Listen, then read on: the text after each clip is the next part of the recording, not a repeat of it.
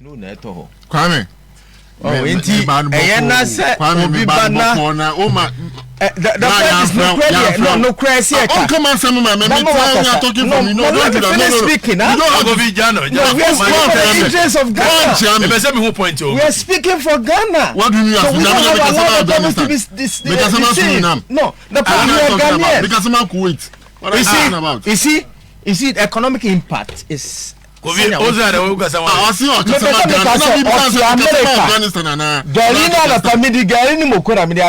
what is he talking about? That's what this zoom na me Sophie America na waba America mo di say chichi ni me omodi anakra ne say me fa gari breakfast no ono fa bibi e to kodi di America enu anwumre no aba me pese me ka say oba be kesa ba ne o ka no enye e kesa.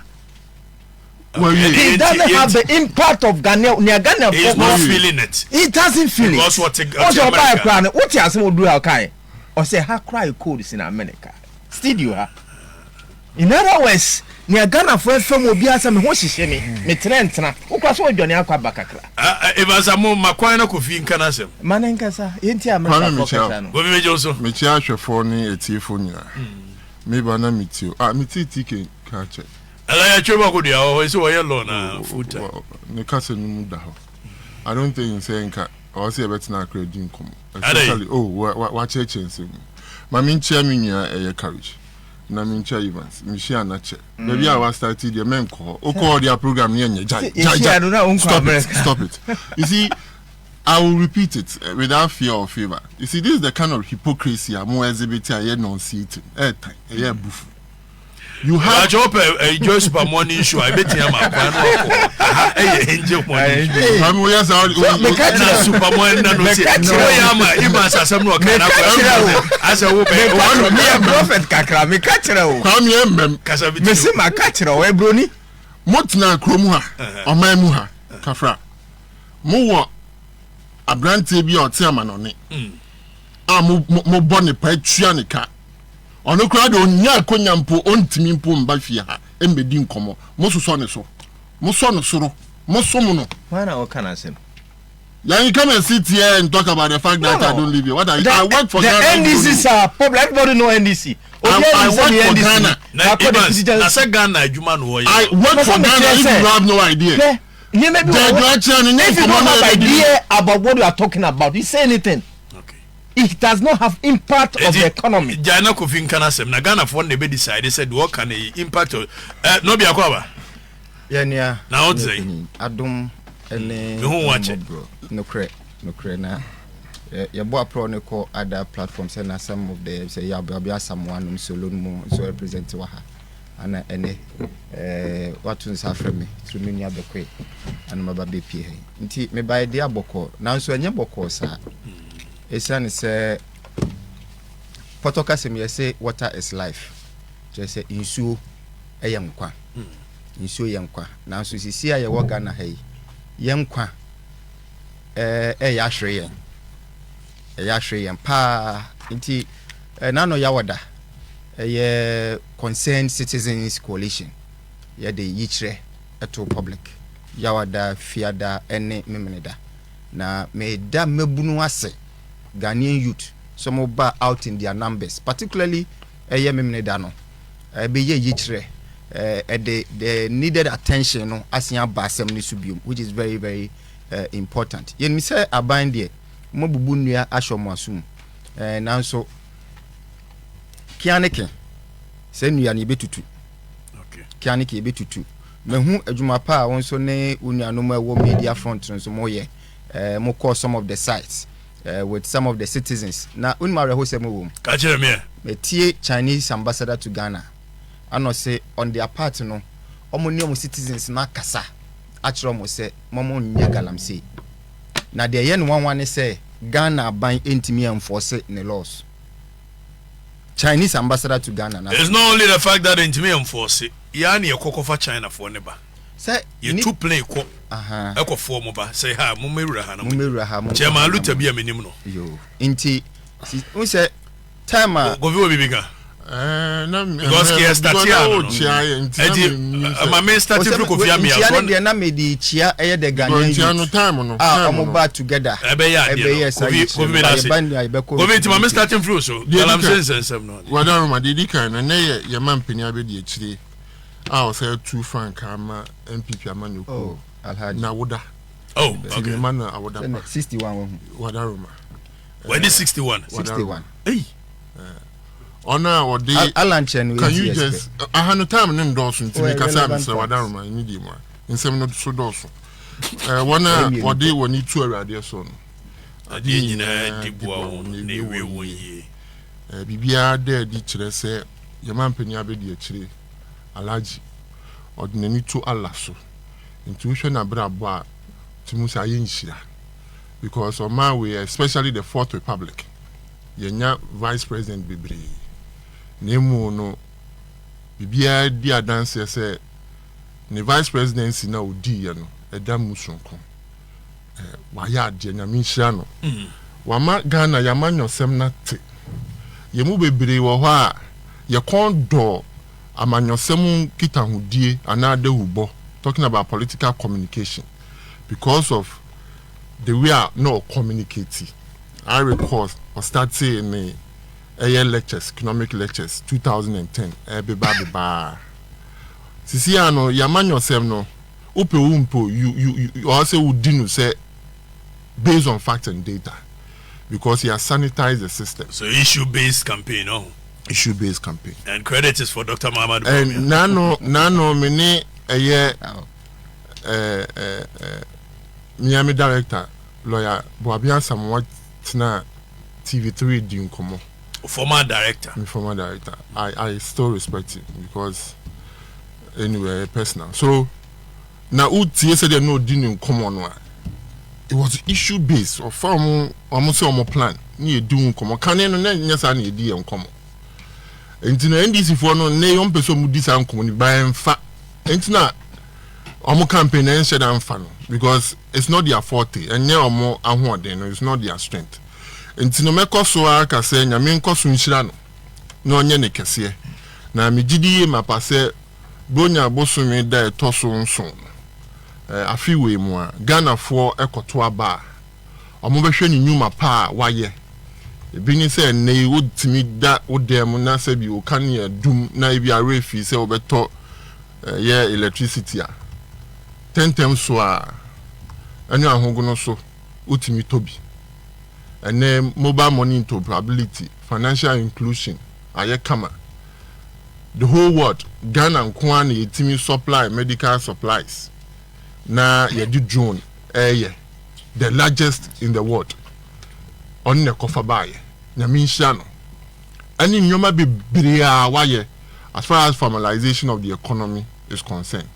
Ghana for GD mapa say yedi benyu ane manoa ne nhihye ya opeso odeba flat rate especially at our ports na ebetimi ede predictability aba na okoyi nyoma otimu se ebia metu asempo na teku na umba ne make control say ebia ade no ebo na sesa na affect o pricing no as far as o ton no ye concern ebio sa gold for oil a odi aba ama yesika sem kenye no a ka bibia nkene nam kenye ebio sa gold purchasing program ya nunti na Ghana ye wo gold coin program ba se bi wo sika betim di akwa akoto uto wia sa gold no de ko wia si sikadwaman so bia betimi akwa akoto na ho faso no nya. So this is a gentleman, a man wa bobra e wo man mu a ene say na woda ye betimi aka se nyame nkoso nhira no no man 4 minutes in ade ma anyahwe ebio ye bagalam sensensem no aka o 4 anyahwe asempa wo etia bra the cost no nya de papa me nyini kakra o takrade me call school or Cape Coast University of Cape Coast na u Kofi ana u ba school aya na me yusu sa kwan no ube si beposo so duru ha ube hu river pra na o kona ebia ube nkum so na onifa so depending on where you are coming from now we share in so na efe kwa na me nim say nsuo kura otimi hwe green na efe kwa ase no ni nchenchen because of the vegetations around it. And they say, "Oh, kwa." It's so sad. One would wadoma ninsano sana ne kala na kwa. Ye ko Western Region Takra dia ko ye manifesto campaign. It was an eyesore. Bonsa River pra. Na no minya ba so na owo akoko aso na nikunu di sofo Pentecost sofo. Nti me kosra no nti ye fa odan ho ti mi hu brem no. Ye fa bridge bi so na nke ye kanene se bremu so no mo achem kwa onum bremu wo mo num hwe we ne wo mo num hwe na eyare ho. These are rivers that I've seen. The others me hu on social media appalling na dia an sheda an shase ne yai anase mfie wotwen ya nso ya atwemu ya mekai ye mampani dada Yami Atun Safreno, Professor Ivan Satamos, lamenting about the issue of Galamsey. And no, I can't see Membrahano. Monsieur Adi Bibliafa Galamsey, especially in our past. And I recall there were instances the man penida that John Dramani Mahama and no person was our baby. No, sir, him for some one and a Galamsey na Jinsemo. Satam Kuran, foreigners. Na no mo say yinsu. In fact, a drew maybe na ado dore no ama oko chebi. Ema na no payo koka say chebi is the headquarters of Galamsey. Be ne bosume nkunu idum tem no be power. Eye ahemfo wo chebi. Ana say amotia any the Eastern Regional House of Chiefs. He came to apologize say asem no ankan ye. Is answer ni on said I na kan ntino wan kan ye tino mo fanche na nadu danko Akufo-Addo ye to abama no wie ye a obeye o mampani ni first statement kasa efri na no ba ye enum bi no e ka so be kotia Galamsey sa mre no ani ye ku Galamsey hu no kwame ye nana ya fa nya amanyosem sa tam no se minimi ka wani jo se me ka o yawo but me cow political history and your man why you were my avoid the political discourse. You were part of the MPP's campaign. Tell me where we used Galamsey or illegal mining as a campaign tool in this country. Tell me when in the campaign. And now the damn Akufo-Addo see that kumemupi. It wasn't a camouflage. It wasn't a ruse. It wasn't a small screen. And then I'll be saying Kwame, a social menace. A social canker. Now we need to take na mudin komo and or call abroche demonstrations. See, what can I say? My mean call abroche na mean din komo bi. Ye fe be opioid pandemic in the United States of America. Opioid ni ye a drobia Ghana had to say tramol, a painkiller. A man for I addicted to it. Until more my brother say it has become a pandemic in the US. Government upon government are fighting it, and they are not using it as a political tool. America, Hwana, man for Tinifa Tuo, Sabi no Mako cinemas, no Mako patch, no move but now they are fighting gun control. It is not a political issue. Sabi a soldier for and police for mo ye fita. Naka wa minute. Almost so ya no mu tie tua wo Sabi before so no mu bo mutu. It is not a political issue. It's an American issue and they are fighting it to the extent say Barack Obama to me deny a demonstration to demonstrate against that perpetuation of killings against black people. I am saying that demonstration and a protest a political and a partisan and that does not help the cause. The end money a political and a partisan. Kwame, on my phone. My taking pictures of some of the demonstrators. Bako Natadi Chiwatro thief presidents. Okay. Ufura Ukwa other people they are attacking and insulting the president. Call Erica J plat in the WhatsApp page. When you go on his WhatsApp page, Mebunwa Sebi Omaya demonstration, Omo placards ekutom. Some are calling the vice president a liar, Baulaya, calling the president a fraud. Is this fight against the president or against a canker you know, or a menace in the country? You know, sir, during demonstrations, we get some of these excesses, and political parties infiltrate some of these demonstrations. Okay. But I'm going to say things from where I sit. You see, who say people are trying to tag Oliver say a NDC motivated demonstration. Some of the things he's doing is excess, unnecessary. But I can tell you without any fear, Oliver is not motivated by NDC by anything. Oliver not too new years and idea man and Nigeria pan in the year, you know.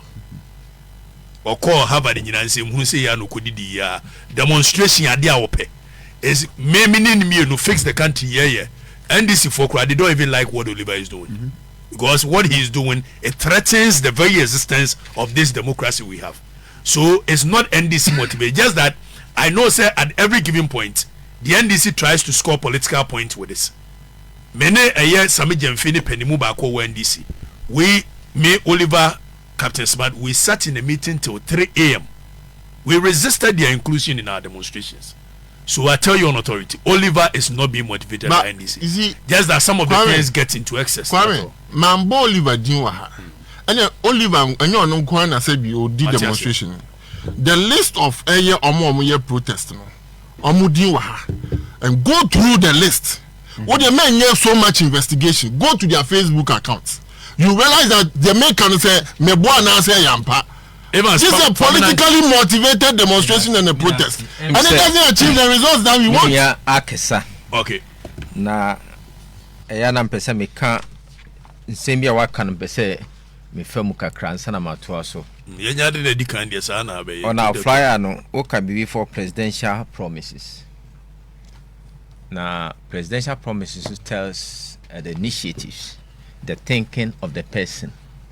Ni opese oye or the bois or mine. Now, me if you cross a michia, me national chairman Yura Johnson, a shading katia. Na me fenchi mudoma Yura John Dramani Mahama was Siade or Famo Amabun Shishemu or Ba Abeboa Nani Atetia Pansam Garamisea will be a general PCS, so I guess a media made me present beto, not knowing say a float or the Yenim Keke, no, I shall say Ayania and ye Galamsa transfer or Ghana ha check a cra, but Antini say in Suya or Antina saying, Antissa any huni. I didn't ya. Galamsi, ye Galamsi over decades. You see, you can reach me if you crade by means me. We can't be hypocrite about it. Your mama time it go west. Yes, but it wasn't to this level. No, it was to this level. Not to this extent. You see, John Mahama sat in government for 8 years. You were for 8 years. We were talking about, presidency. Now you green. And no cresa. I know your mama time. Your mama time there was. It wasn't like that. No, and to say, to the extent, look, and your mama provided leadership. On one case, your mama provided it to the extent he went to chiefs help me to stop Galamsey. On one case, president, or say, Momuami, Yatibi papa we are no. Yantibi Rekufado, or say, Momuami na Rekufado Swakembi. On Canesa. Or say, won't to me and Galamsey, but they are still giving Galamsey lances. Even 2024, people have been giving lances to operate as Galamseyers. You bear with me, say Galamsey, it has gone to beyond normal level. And your mama time and I shall want me a pamo Joseph Yami free Ashanti region. May say it wasn't to this extent. Mebusa. Your mama, and your Joseph Yami, the ye in the free a Ashanti region as the deputy regional minister. Because of what's here any day? Ye in the free because of I provision of leadership. Problem ye say we lack leadership. Your mama crying for or say, Mamma stop Galamsey. Now, Wokas Yamwana, dear China Wanga Sancho. What is China for no Chimo? No, what is China Niba? It was relating to John Mahama. And as I said, deal, and as a party official beer on John Mahama and Yankee Town, Galamsey. No, not one. Not one. But we can mention Aisha one as a name of Aisha one was arrested. That's why, and even the regional minister was sacked. You two regional minister no. And I'm saying you two. When me papa when your man Premier Kufuor say want to me onye Gamse operative. Meanwhile he has license, he has a company name operating as Gamseya. What we need now is leadership. Kwame, and stop it because there's a difference between a small scale mining and Galamsey. You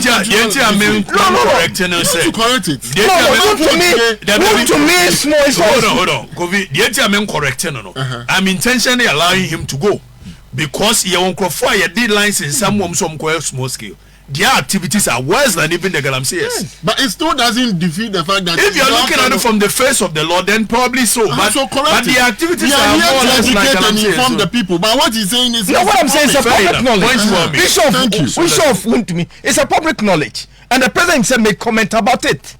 President Kofi making it say yes. And then our license, then it exonerates the person from saying say or illegal activity. But the meme children say you won't confer the license some more. But no activities in here even worse than even that of it. So Kofi is only talking law, but I'm not talking law. We are talking about. But the point is, when you want to control something, provide leadership. You have officers, sir. A share Ghana buyer say ye Galamsey license. Besides 2024 ye man for license. Ye perceive when we give license, there is no more tag that's Galamsey. No, the point is we are trying to curb that situation. And we have realized that senior workano in more proper license go beyond the normal operatives. Why should you continue issue licenses? Let's go back to promises. Okabibi said in the whole world drone the first president in West Africa. Let me wish Dr. Baumia a happy birthday. He's a vice president of the Republic of Ghana. Nyamiadum has taken all possible means to become a vice president. I'm saying this because of the platform that he created. All but not say fundamentals. Obi bia owo amambu ni economic who Indian no say fundamental. You know what he's talking about. Now okay fundamental, you come and start with the fundamentals of the economy. You me say you run and say, what did you do about the fundamentals you were preaching about? The fundamentals is it about drones? Even look going back to the economies, comparing drones to roads. Saint here, you did drone firm drone call and say there is no access. Drone perform one common factor, say or didn't know any mujabeko. Road perform multiple factors. Road ebeman crofo enya kwan edi nuanea ye no nkraso abakrom ama nuane bo akofom. Obi betumi afaso enya dwuma ye, they can transport services. Why don't you choose of constructing a road to that particular place now? What the fundamentals buy no, you don't construct the basic facilities like roads. Now you're drone. I term this as waste of resources and misapplication of resources. Can there not be a stopgap till we find money to do the lasting the solution now? No, looking at the stopgap at this time, 21st century. There is a village in Ghana who does not have access to roads. We can only provide drones. Do you know issue like drones? Snake bite was talking about once in a while. Once in a while, economic thinking. Once it doesn't often happen. So when you are taking the decision about, you have to be carefully analyze the point and decision you are taking. You have to also carefully speak trees. You misappropriate the resources. And only key, no. Okay, it's young presidential promises. What the promise about Kwan? You were Kufuado, you were Baumia Aka, and did you my Ghana for? I don't go fear me a bear. What the promise about Kokra Waka? Nyame kai any 1 cedi, 2 cedi, 1 cedi, 2 cedi. Any phones. I was expecting Kwase, the vice president should know that the problem we have in this country is not feeding people, but creating job, creating wealth. How do you create wealth? And one can be in creative wealth. And I'm on the end, what can you create wealth? And what do you be one? Yes, the first 100 days, Commander Sugar for the baby. Commander Sugar Factory. Yes, the first 100 days. If this government was a serious government, Commander Sugar Factory, some of you should have gone to jail on it. by now. Oh, why is he waiting? Why is he waiting? It's not a serious government. He lack what it takes to take that decision. He lack it. I'm aware crisis here they are going to bring sugar from is it red sugar from China, India. Normal be processing. Now they pay the country $1 million every year. Now this you know. I come Grammy Yabeka. So I can ask him. First, yeah, person me can say. Abanu nye bibi odi nyuma beba bank na obegu no NDCC e besa molances because bank create job and create wealth. Job means nkofo be nya adwuma ye bank na kasa so betua corporate tax. Nkofo the people who consume. What propel economic growth is consumption. That's why nkofo ka send si ba abamu a nkofo nya sika. Nkofo nya sika. Why? Because government spend. When government spend, it trickle down to the people. But as my MPP are buying they hold the money. When they cast a Bank of Ghana bet me aboka. When they cast a Bank of Ghana bet me aboka. Once we have economic vice president, when they cast a PDC bebu, when they cast to the extent we give license to foreign cocoa buy company to buy entrance I don't know what to say. These people are going about preaching. Give me another chance to rule. Mr. Amunyabute Nyabute. Say might say Ghana nyamia bua my way. Na send ya ni stop here next line me ma to you. Me kwa me ja on. Na e boss say we Ghana ni. Anu work US. Ana me say me die ti am ka say me aso kwa didie no. Banks here mo kasi ogu no. We ya we say during mo time na ase ye mere na mo amudi sika kwa no mo sa chedi ye. Eni nyina si mo pen so. Mo me aso kwa didie. Obi a che sika dia. Obi a ti say you ba umia ye vice president woni mbo bank no. Ongu bank no. Me da say okete michia etiefo nyina sansu chia ni tichu Alajo Trematin. Sisi ya me no ka say owa santimemu ene electrics edin kita ho. Me sansu chia kwa me Osudan so. The affable agile young man. Bebunu pa ote mebunu politics ase me no ka say ono nso e central region omobo apro e wo ho. Now, but do you know you would have been a fantastic running mate too, Alan? Nah, my son should. When I met and I was shocked. What's it? Courage was ho. No, my son should the in Chiakasia pa ama. The Yellow Army. Mebunu amuatium when she was politics and you do. Them are NPP ni NDC abo my they are ready to work for change. Amobo hojuma. Okay, Techie. Yay. Galamsey asem ni eken. Eno ani eka. Mission Brofo Legon. 4 years. That's what I studied. Linguistics. Yes. No, English. Yeah, literature and grammar. Ana de kwere. So what do you mean chinadi? O be ka professor. No na. Na what you say word bit is say assassin. Okay. Yeah, Arabic hashashin. Ana over time no. A corrupt English word. The ma English here seniority because omutimi borrow efi language bia to say kwashoko and other related kaki. So bona fide becomes bona fide. Bona fide.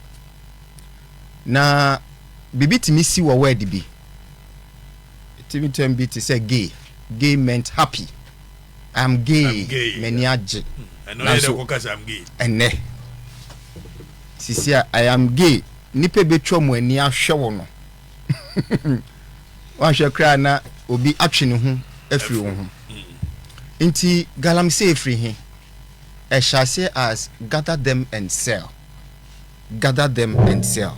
nti mining company no awie ne dia okọ no ase ne aka no na de omo na mu no mo horo kakra no mo agada nketenkete na aka no mo so mo atom bo hwehwe no ho aha Neba ne se nene ote galamsey a ekonotu illegal mining because I didn't illegal, particularly beginning from 2013 yɛhyɛ sɛ 2013 all the time ɛba nyinaa no na ɛsi but na ɛnyɛ kakra yɛde asɔ ne sika yɛde de bubɔ mu saa ne ɛyi wheelbarrow saa but from 2013 no ana yɛde Chinafoɔ ɛbɛfrɛ mu President Mahama Abreso na ɔmo so ɔmo ba no ɔmo de ɔmo technology ɛba yɛfrɛ ne Shamfan ɛyɛ de ɔno ne adwe ne yɛka wasɛ ma no nka na sɛ on kama ne nyɛ ɔde ɛti twere yɛfrɛ no Shamfan na Shamfan no ɛbɛboa sɛ ɔpan na yɛde horo no sisi a no yɛnya ɛyi bi a yɛtimi de si nsuo no so na yɛde ɛno ana ɛhyɛ aseɛ sɛ ɛdi yɛ nsuo nya yɛtena ɔman mu for bɛyɛ 3 years President Mahama entimi ansɔ ano yɛsɛ Aisha Hwan bi na eduta bi na yɛ wanwa sɛ ɔbaa baako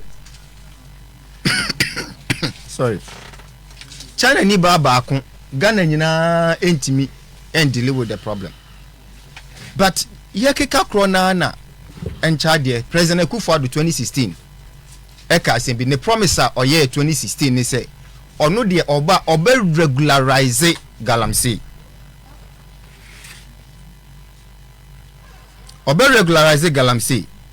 na regularize na se kyerɛ sɛn ɔso ɔde nhyehyɛ bɛto hɔ a bɛnam saa nhyehyɛ ne so ama galamsey no abɛyɛ proper small scale mining proper 2017 mo for me media coalition and in overwhelming support Ghana fo nyina bota president chi Emma o kasa no kra ni timu ye ne da mo ka say I've said it in cabinet and maybe this is the first time I'm saying it in public that I'm ready to put my presidency on the line. So I say yes, the president of Ghana why you ready say stopping galamsey be man lose the presidency crime fa ne ho sabrofo na se kira no inti eba ne sen ana ye wa hai diame mehu ne se o hyaase operation halt galam stop na ekoswa eba form no because that time no na NDC fo bebre na ye involved omo de China fo aba ne at that time no na ye NDC fo na bebre no mo pa mo nyina na in the name of community mining schemes no and a big MPP for himself because na licensing regime no the normal license no sisi akosesa ko MPP ho MPP for no bebre awa from o program ha wahu am site wakọ ho chairman ni adiadi etisi mu pe ana president Jan Tokwa no Titus Global a very honest person he's made an emphatic statement say your party for na kan ho na magalamsey ko na ayede no that is true enti ye hu awasem bi wo Ghana ha say for the first time akonta mining omo activity e forest e be ye issue minister responsible for natural resources Abujinapo say o ono ne records owo there akonta mining any license ye di too good na license ye de man ye prospective ko hwe say gold wo ho ana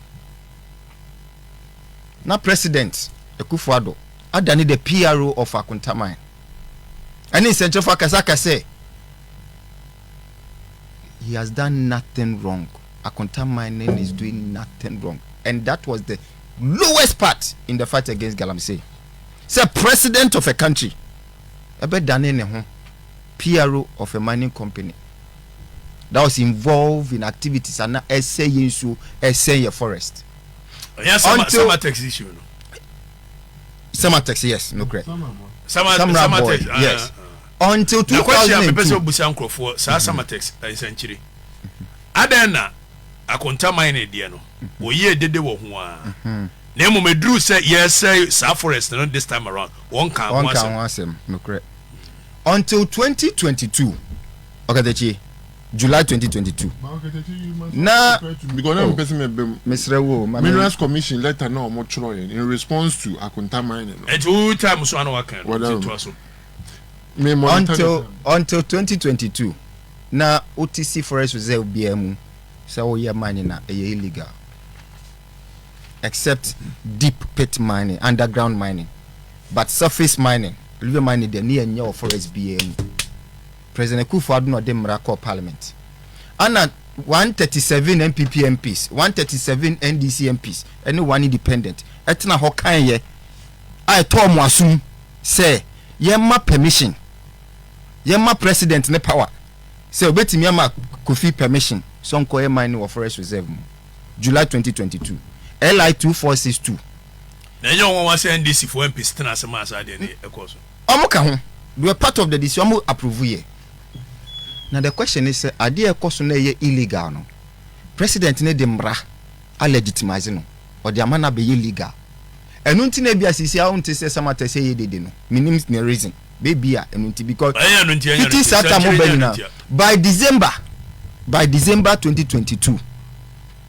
October through November, Occupy Ghana etro letters makumakun 8 every week. No more every week, no more. Reminding the president say, "Adewi ebebo mine." He did nothing, not even a response to the letters, nothing. Amene, yensu nyina asay. Yensu nyina asay. Inti aba no commitment say ye ku galamsey a. Me President Kufuor do ne MPP ni nyina no mintimi NGO mundi language a President Kufuor do use 2016 I will regularize the same thing Alhaji Bawumia I will regularize 8 years down the line the same language inti yam fan interest I will regularize ne tre say dia ye hu President Kufuor do abreso no eno ana e bi hu ana I think say it will not be wrong to draw that conclusion. Amunde na ho edefe ho but Alan John Kwadwo Chirematen be mani onyam fo a ne ho eni nkekan wa o kan great transformational plan the shim say within 2 years obesi galamsey anokwan na sa 2 years no de besi galamsey anokwan no or the 10 now this jano me hwe neta now this wakasa sisi awo ye ho time keeper wakasa yedi na me hwe o at the 10-point plan abeto ho de esi no eye crime. Until you say first of all, total ban on small scale mining. Whether there is a license so, uni license so, then you total ban. Uni mienti ya here. Say bibi chow na say moja etuwa. De here ne say ubesi moja na kwany. Ube stop bleeding. Once stop bleeding na untimi solve. Na ye no aye no awie no. Na fe do say wa also wo license no fabra. Into the last 15 years of Ghana, license ayama nyina no yebe audit. Yebe auditing nyina because nipa bebre no and Minerals Commission no very irresponsible institution. No said that no more prospective license. No more now one more prospective license other na won said the oye na ye prospecting ana because there's a difference between prospecting and mining. Now so mo hwe no ma ye kan na fe da asem ne ba mo si you only license them to prospect. Licensing, extra de bakope regulation. Licensing say o de mra etajuma de na nipa na kwesiona do ye no ene mra no ebo ebra na wo hwe wa hwehwe kan ye kan wo say oni license. It doesn't make sense. Courage me that say to Jeroma we good day listeners we Dr. Muhammad Bawumia enkomo awodi deja as vice president one the animu ye mobile money interoperability. E-pharmacy, one eboami ye Zipline medical drone delivery system also. And Jaja was in a dream. Amen can chira one pay. Very simple. So pursue boami building modern efficient Ghana. Obia be enjoy. It is an opportunity many Dr. Muhammad Bawumia seven country say on the 7th of December. What number 1 to a Serewa Oko Kudruwa to Abamano. Now, on continue his transformational journey. Ghana deserves a leader with proven track record, and that leader is Dr. Muhammad Bawumia. Vote. Your vote matters. It is possible. Very possible. Kwame, you see, we tell. The kind.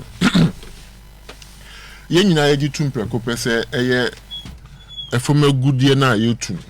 Eye ade a ene yatena be mfie wo hani. Aburo sa bebre. Nemu no emre bi atwam kono sabi ani bre ani pesami nkunyanti and ama abedru baby a yedru. No correct. We have to put it on record. In as much as say bi okona ye ko atia eye galamsey ana say omo tu from a good year say nsu ne ye quiet. We must also admit and put it yet again on record say aban bi aniwa wa committing resources to the fight against galamsey more than another than Kwekufu. I go see say. And I mean intina me ma ti Kwame a social minutes, a social problem, and a political problem. The government has its limits. Abandoned betini and you soon mera and a debate juma. The government can work within the confines of the law. Abandoned betini the Acadia Ako Ameyaw any aye Aswaya also Omukutia aye galamsey. That's the limit of the government. And I'm saying that the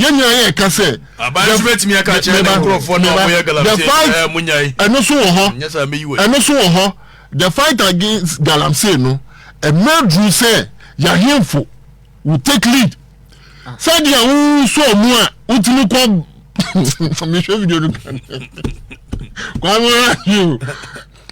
and your social issue. This is not a political issue, and that's why we should get it. But in any case, your solution na minya courage. I can say solutions and another than Kwekufu the man penny the abano. Say intimi we pay you the man penny be the HD MPP amanu ko frank 24 no dode bano yesum enyi obwa even the solution that he just proposed bakuya or see free omo plan ni mo buy no banning on small scale mining. That solution, we have implemented it before in 2020 for 2 years. This government banned small scale mining in this country for 2 years. Exactly. So the solution. No, Kofi. Mobane na yede. And America say. Mobane galamsey for ne jitu. Kwame. Emma na okọ galamsey town say na takwane ne important. Omo nyina there was no activity going on. Kwame. Until some mo ye nipa bone for mo satam excavators. Ye nunu mo. Already am no nya ko. Me kan kra ye kan kra. Obi ada no me. Ye nunu mo bi na shas ye tam excavators. Edi ko si mo ye tu no mo say ye NPP for Aluta nkawo chema aluta nkawo when your friend chema aluta mi gabe constituency chema minim chema aluta ana mi ni evidence bi an say aluta bi ka bibi my point ni say solution a Dr. Mamudu Bawumia e dey ba no eno na me wo gidie mapa ana me say Ghana fo a omutie ye ne de omo hwe ye say omenya sa agije de di kan one galamsey na koso no try and error okona bi e fom wo wakotutu ojinenso hu no ode ase no onya gold ni bi no agya ho da bi Dr. Mamudu Bawumia say obehye geological service department and authority kina o discover ko no man kasa geological survey no matimi identify ensase a sika kokko wo so enituni ye license a yenim say ahai o kwa sika kokko ho ntu kwa akotubi kwame na hweme nta me say wo kana me hwo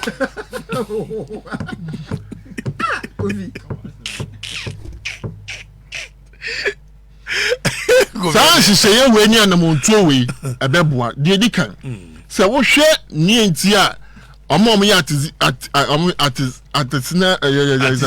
artisanal mining tina ya mba mempe brofo kan bebre omo no enam sese bi omo ni sika ometimi at least ometimi dey engage in small scale mining e betimi regularize omo activities said e be ya omo di juma aban ni omo so they can be monitored to a year do maybe omo hia sika no ometimi dey akoto akade a ometimi dey aye omo adwuma e bi ni wonti no ya the minerals development bank beba said e be ometimi access loans etimi e dey aye omo adwuma and no so ho aban will help and provide gold catcher machines say be omo no use make any akade anase ndura ebe say yenso no. These are practical effort and steps. Gold catcher say yakofa biaba emre wi aye no omkofa bi by for testing say be yadia mobile ye na MPP for no asaje amomo these allegations are not founded. we party ni jame Obi enka no krenche no that any party asem ne Kofi wonya party ni ncheme any party asem Ghana asem ne ka wa ha wo de ya na de akwanya party ndi okro ya atna ka che asem ye me nya ndc ndi na me say members ya so ya say members ya be na MPP ndc ti na me am MPP ni me ka no krenche ye say mum ye nya sa de na ye no ade na MPP ka no krekra can you just wo mo pe na wo so nya bote Kwame I'm not naive and let me be harsh to myself. I'm not stupid, neither am I dumb. Say ebi amu search you know say be ni political colors. Yes, I know that, but blue and green. But we need to make progress. That's my point. I agree with you. Yes, we need to make progress and look at both solutions. In any event, you probably have both solutions to our problem now. And you're right, Martin. He's not a bold leader. Only a kukudro. Because of rotten. Baby, you're drone. Okay? You're bema unseen so much and ham. Because baby, you want I told you that because in so say eku nipa ensure na de na ekoso de 8 million MPP. And you know, you're bema sabi I told you do obedwane. Alanchamatia to the job Ganitiaka or my penny also ba ebe ye adwuma ma sa de we free wa enya chama Alanchamatin also ana bema sabi okwa abatuo na uhu bibi kakari ase medwane medwane meko wa empremi nu penny etese na emra so na Ghana fo etwa adwajo mabunu tie atua ka se ye galam say no se ye hu bibi ma ye nso ne boyon obedwane free jubilee house go pay baby atena aka so man don't me mbubio. I can tell you it will never happen, but on the likely event go for it won't happen. Say Ayalanche Martin ebe your man penny na onyenye bi bo man no a obeka so resign ontimi ndi o man so bio. This is not a person that we need to support. Encourage Kasana respect me and support you there now. Me da say emrenti 10-point plan no meko quickly to one very key one. The ayehu esi nyina no the failure of leadership.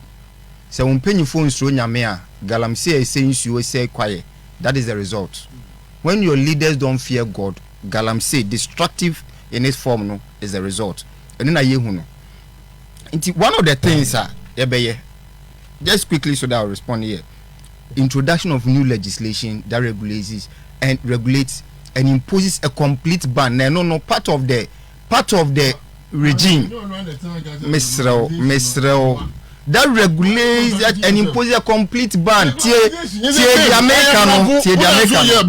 The sanctions regime associated with this legislation and regulations will include life imprisonment for violation of the provision. The AC no, and not dear. Ye treating the brony besa kid gloves. Say you declare state of emergency war ha. Arm of the Ghana army shoot to kill command on all water bodies and forest reserves. Obiensim. But Ghana army so ma kromfo. Omo timi kokoje ayi. Omo kwaje omo social no ma ye ja omo mba kwaje. But you see, but no. Inti se mafa Kofi as commander. Na se feedback eba etre sa na what do I do? Remove Kofi and change the command. Ghana army is one of the finest in the world. One of the finest. I repeat. Nemo say one person will solve a problem. O share dia or no share no compromise. Now they are sharing answer. That's the President Kufuor model. Or the sharing answer so no any. Minister for sanitation was compromised. Minister for water and sanitation. Lydia Sarah Malhassan, honorable. Where is she? She's a home minister for water and sanitation. They are called to mum see no evil, hear no evil, speak no evil. Because Okokana are not true president and in the Benyasem. So water and sanitation, that's all. Water and sanitation. Maybe I'm silly at power. Oh, honorable Mimi MP Lydia Sirama Hassan is the minister. Oh, okay. Is the minister? I'm glad you're good. Cynthia, is it Cynthia Morrison? Minister for Environment, then the Cynthia Morrison gender. But there's a central MPB. Only the Minister for Environment and Natural Innovation. Advancement MP. Yes, Nigeria no. Baby Anna Baby Anna Professor Frimpong Boatin MP no. She's the MP now. Okay. So see MP we na make us MP ni yire. Me say Baby Odano Baby Anna Professor Frimpong Boatin hye no. Ano no Odano. You go share media we say comment so only comment. Only comment. This is how that's misleading. That's not what she said. I listened to her. She answered the question on the issue of protest here Kofi. And I say any jurisdiction. And that of the lands and forestry Omo bisa no galamsey. And I say only comment no mo committee. What do you mean say committee na president for me that she has no comment. What are you talking about? Why is so diabolic? Exactly. It should not be the case. Say the minister responsible for a sector cannot express any view on a development. In any case, I can say Obaho not for that. Come on, Obaho not for that. You must answer. The appointment near the man or the bumpy. That you must answer every question. The appointment.